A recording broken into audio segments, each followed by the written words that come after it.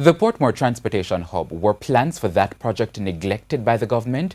In his recent sectoral presentation, opposition spokesman on transport Michael Phillips blasted the government for not providing an update on the project.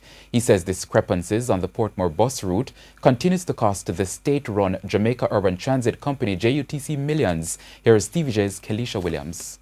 The Jamaica Urban Transit Company, JUTC, continues to lose millions in profits, and the parliamentary opposition has been calling for the government to address that issue.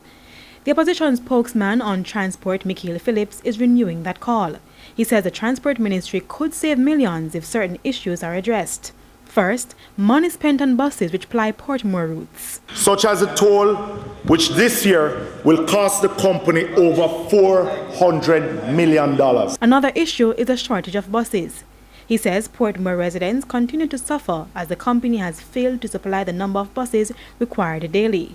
In the JUTC's 2018-19 projection is only 123. And may I note, Mr. Speaker, that on days there are under 100 buses running out of the Portmore municipality.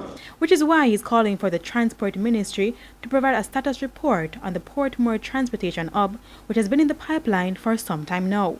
The minister must indicate to taxpayers what will become of the millions spent on preliminary costs, such as designs and soil tests.